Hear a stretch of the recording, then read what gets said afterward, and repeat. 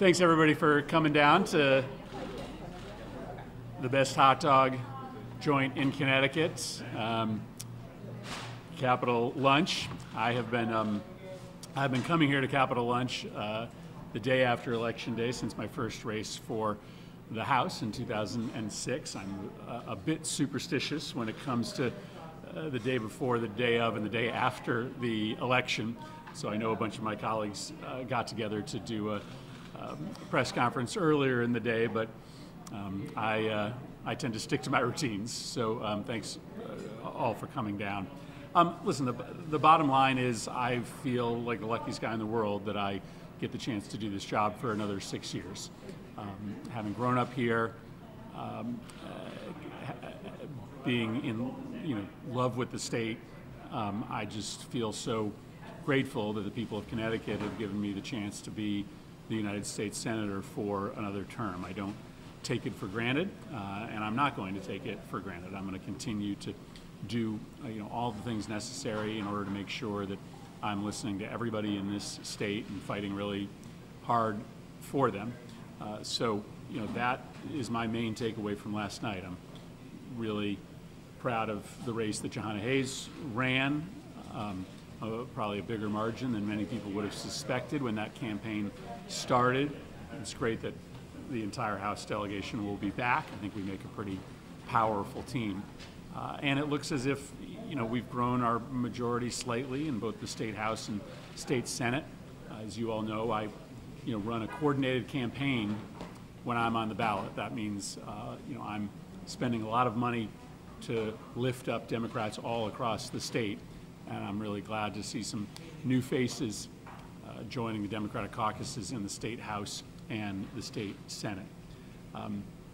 But obviously, my victory last night is bittersweet to an extent because we lost a lot of good colleagues in the Senate, and Donald Trump seems poised to return to the White House, which is really bad news for Connecticut. Obviously, I will work with President Trump wherever we have overlap that helps Connecticut, but I think those will be pretty small areas of overlap. People in this state do not support abortion restrictions. The people in the state don't want another round of tax cuts for millionaires. The people of this state don't want to see our nation's gun laws loosened. So just as I did in his first term, it's likely that I'll end up helping to lead the fight against the policies that he supports that will hurt Connecticut. That's the mandate I will have from the people of Connecticut who did not come out yesterday and support Donald Trump. But as always, if there's opportunities to reach across the aisle, I'll do it. I'm proud of the fact that in my last term, I probably had more bipartisan successes than any other member of the Senate, at least those that are coming back to the Senate. And I will continue to try to find those opportunities. Yeah, this is, I still pinch myself that I get to do this job. My mother grew up not far from Capital Lunch in public housing before her family moved to a small house on Knott Street in Wethersfield, Connecticut. And, it's still pretty amazing to her that her son, one generation removed from public housing in New Britain, gets to be Connecticut's United States Senator. And that's my main takeaway from yesterday. So I'll stop there and be happy to answer any questions. You talked about losing some colleagues. Obviously, all 6, you and all 5 House districts going back down to D.C. re-elected in a pretty, overwhelming way. As you mentioned, Jahana's raised some bigger margins than a lot of people thought. Control of the Senate has already been flipped over to Republicans. Still a while before we could know the House. What does that mean, though, for you in the Senate? Well, a lot of it depends on the rules of the Senate. Right now, you still need to pass bills on a bipartisan basis. We will see if Republicans change those rules. I had plenty of legislative success when Democrats were in the minority, and I will continue to look for those areas of cooperation.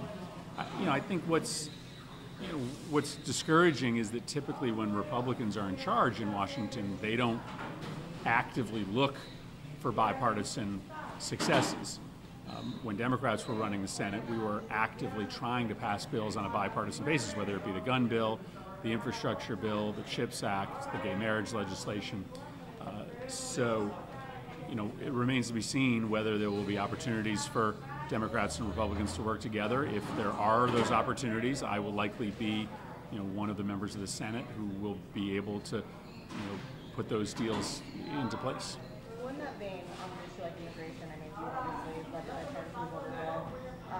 You will now be entering the minority party, and how big Republicans are not getting a majority. And so you and Democrats have said that Republicans were unserious about wanting to fix the issue and run on in the election.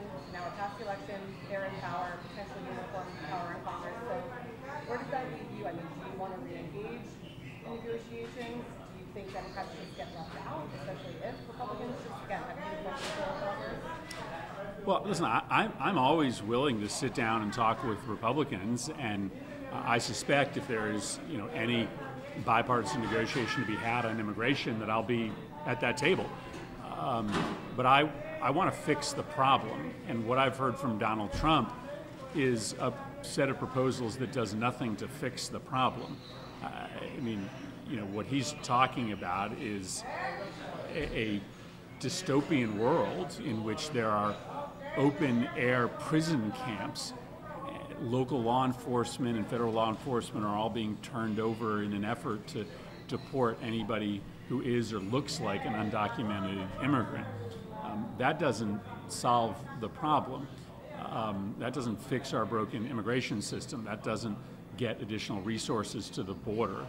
So I am looking forward to continuing to try to work with Republicans on immigration reform, but only if they're serious in solving the problem, rather than just engaging in race baiting policies that don't actually get to the core issues. You said after your debate last week, you were asked about the filibuster. You said at the time, you were hoping to Democrats removing that to advance some of their policies. Now the Republicans are going to be charged with the Senate. Do you envision them attempting to remove the filibuster? If they do you support it in the long run? Yeah, what I've said I support is a return to the talking filibuster.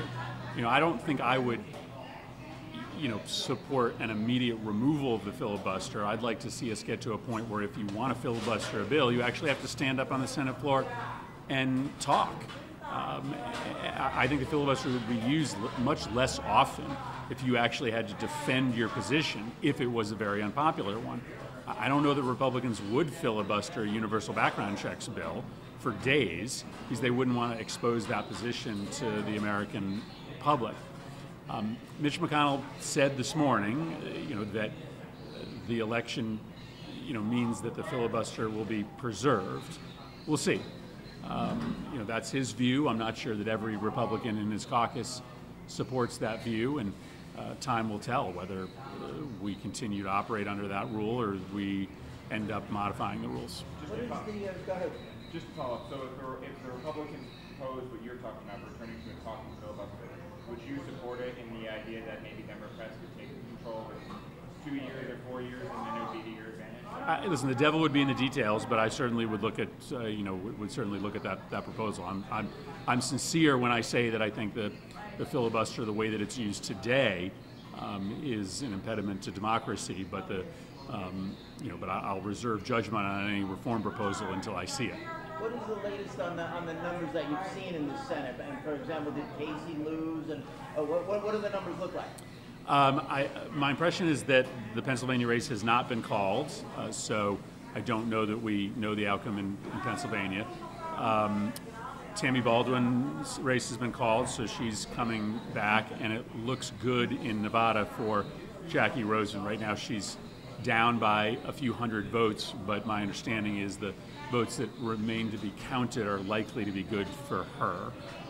So that still means that unfortunately Jon Tester and Sherrod Brown, two real warriors in the Senate, won't be coming back, and that's That's really heartbreaking to me. John was, somebody that helped bring Republicans and Democrats together.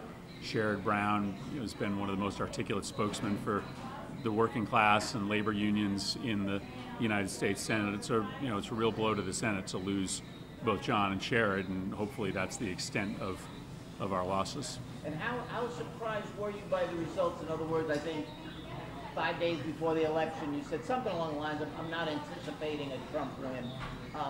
How surprised were you last night? Yeah, I was surprised at the size of the victory. There's no doubt about it. Our party is going to have some hard conversations in the coming weeks and months. We shouldn't be unelectable in so many states across this nation, right? How in a state like Missouri did they approve an increase in the minimum wage and paid family leave, and yet Democrats can't compete? There's something broken about our party's messaging when our policies are popular and yet our candidates in many states don't even get a second look. So, today for me is a day to just be very grateful for the chance to get to do this job again, to say thank you to the people of Connecticut for giving me that chance. But obviously, the extent of Trump's win last night was a shock to many of us, and we would be doing a disservice to the people that believe in us and the causes we believe in if we didn't take the time to really assess how we got here and what we can do differently going forward. One of those big causes, reproductive rights, I know immigration was mentioned as well.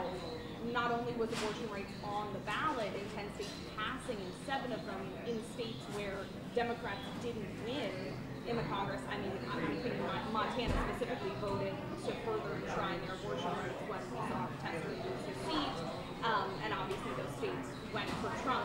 Connecticut and you and your colleagues have pushed so hard that those reproductive freedoms are enshrined here in the state. But are there any concerns about what could happen in the future on a federal level with the outcome that we're seeing today?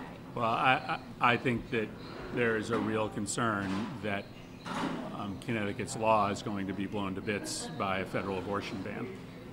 In the Republican Party platform, no matter what Trump said on the campaign trail, is a provision to ban abortion nationally. Republicans can pretend that fetal personhood isn't a national abortion ban, but it is. So if they pass a federal law that says a fetus is a person and every abortion is an equivalent to murder, then not only is that a national abortion ban, but it will actually potentially obliterate families' ability to get access to IVF treatment. So we will see what Republicans do, but they have been pretty transparent that they want to pass a national abortion ban despite their mistruths on the campaign trail, and that could have real consequences for Connecticut. Listen, I'm going to do everything in my power to fight a national abortion ban. I will organize in the Senate. I will organize across the country.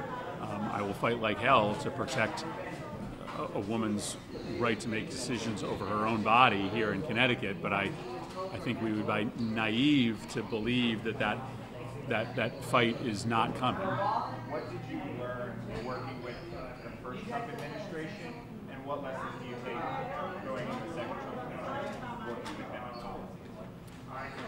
I mean, I didn't work with them on much. I mean, I learned not to trust them. After Parkland, Donald Trump brought me over to the White House, put me on the TV camera sitting next to him, pretended like he was going to engage in a good faith negotiation about background checks, and then 24 hours forgot I was ever in the room. So, I mean, I don't have, any good experiences from the first Trump administration. I tried to work with him on several different high-profile issues, most importantly guns, and didn't get anywhere.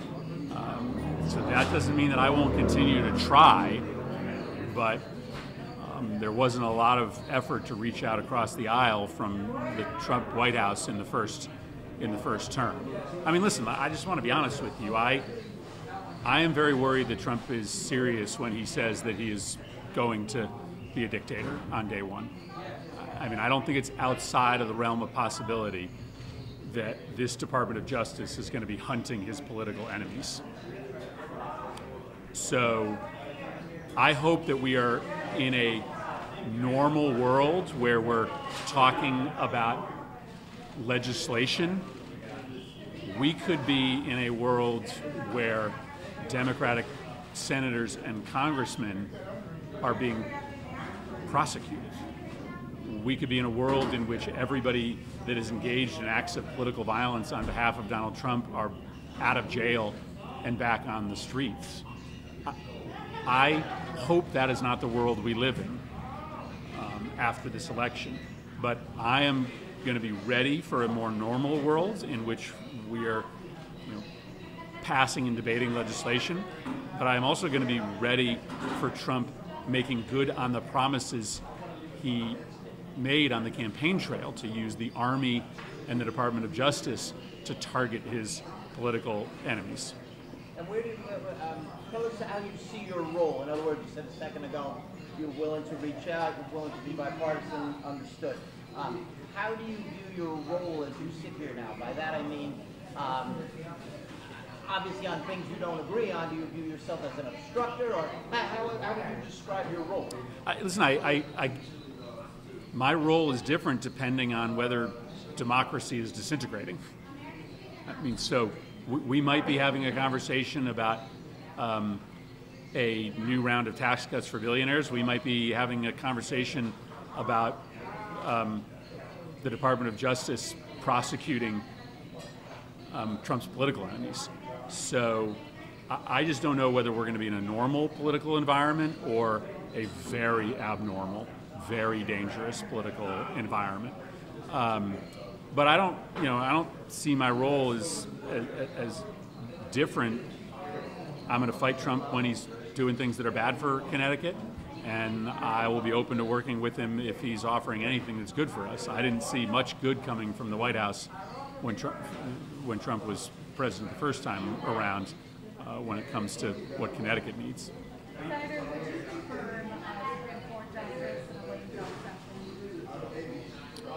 Johnson? Well, there's no vacancy right now, so I guess I don't really answer hypotheticals of that nature. Are you personally concerned for you mentioned promises regarding political enemies. Are you personally concerned for yourself? Well, I mean, when Donald Trump was asked who he meant by the enemy from within that he was going to use the military against, he named one of my incoming colleagues. So he didn't name some terrorist, right? He didn't name somebody with a criminal history. He named Adam Schiff. So, I mean, I take Trump at his word on this because I think it'd be dangerous not to. And what he has said is that he is going to use the military to target people who disagree with him politically.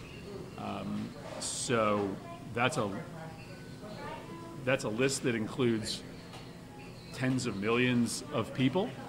But I just think until he shows us otherwise, we need to take him seriously when he, claims that he's going to use his office to try to punish those who disagree with him. And also, can you articulate for it on what grounds could he do that? On what I mean, grounds?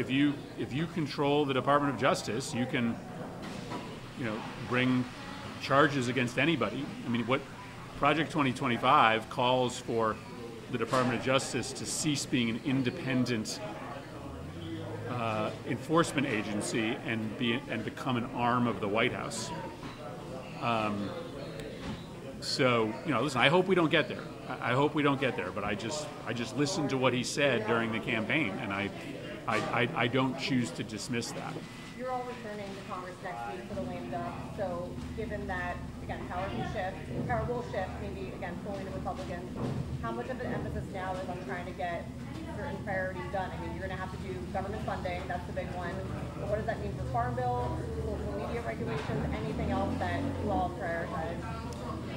You know, I would love to have a really busy lame duck where we, get a lot of good things done for the country. But we'll need Republican cooperation for that, and I'm not sure they'll be willing to give it. Obviously, in the Senate, we will probably spend a lot of time on confirmations because we still have a long list of pending judicial nominees and executive appointments, some of which are, in commissions and boards where those individuals would still sit in a Trump administration.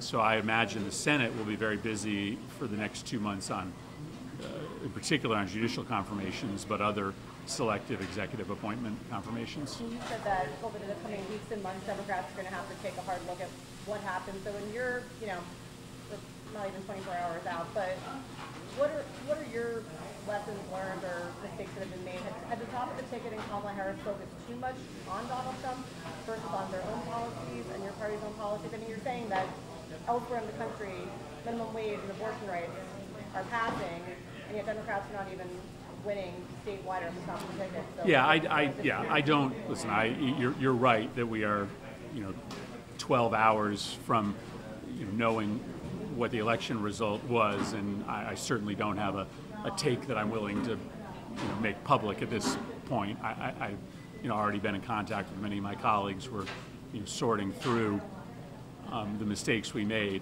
I mean, the fact of the matter is Kamala Harris was put in a tough position. She was nominated at the very last minute as the sitting vice president. It was always going to be hard for her to break out and have an agenda of her own. That was made even more difficult by the fact that she had a very short calendar. So I think we have to be engaged in a much more comprehensive conversation about the state of the Democratic Party and the Democratic Party platform and brand. I don't know that we're best served by focusing all of our energy on Kamala Harris's campaign. I think we need to have a broader look at why this party for a long time has been having a very difficult time winning in the majority of states in this country. After the initial presidential debate, when Biden was still the nominee, you talked about the difference in rhetoric when it comes to truth. There's been a lot of messaging from people on social media, and I've seen particularly from people in Connecticut which was obviously called very quickly for Kamala Harris. I was surprised there, who felt a little bit like they were seeing all this rhetoric coming out of former President Trump's campaign, seeing a lot of mistruths, seeing a lot of disinformation. What would be your message to residents in Connecticut who might just be feeling downtrodden, not hopeful, disappointed today? Listen, I know this is a hard day for a lot of people across the country and a lot of folks in Connecticut. But this is the modern United States of America. We are a messy, divided country. But as we stand here today, we are still a democracy. And while I'm worried about the threat that Trump poses to our democracy, all we can do and all we should do right now is stand up and go out and fight for the things that we care about tomorrow and the day after and the day after that. We survived the first Trump presidency as a nation, barely. And if we organize and if we fight, we can survive the second. I think this is going to be a harder fight. I think it's going to be a tougher fight because I do think that Trump is talking about engineering and an assault on democracy, which we didn't necessarily see in his first term. But what's our other choice? I love this country. I love this state. Trump's values aren't Connecticut values, and so I'm just going to go to the Senate and fight like hell for the things that Connecticut cares about, and see if we can find areas of common agreement.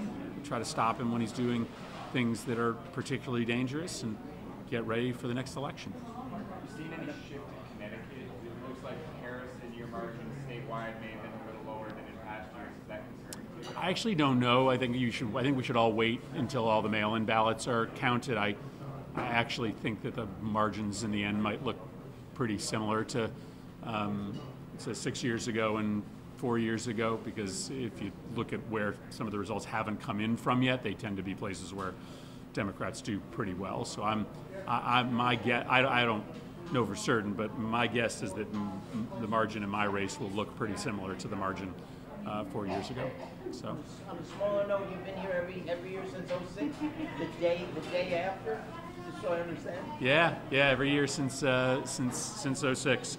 Yeah, this is this is So every one of your elections, or you come here even when you're not on the ballot? Or No, just after my just after my own election. So yeah, I used to come here every 2 years, but now every 6 years. Yeah, I have a silly set of superstitions. I finish every Monday night handing out flyers at the same supermarket. I eat lunch on election day at the same Burger King in Torrington, and I always come here to Capitol Lunch the day after election day. I told my Dick and Ned to take no offense to the fact that I was not with them earlier today, but I tend to be a little bit of a superstitious guy when it comes to the things I do surrounding elections, given the fact that I've been lucky enough over the course of the last 25 years to have won a bunch of elections. Do you feel like it's working so far? I feel like whatever I'm doing seems to be working. Obviously, not necessarily my karma did not extend to the national level, but it seems to be working here in Connecticut. So, all right, guys, thank you very much. Thank you Appreciate so it. much, Senator. Thanks a lot, guys.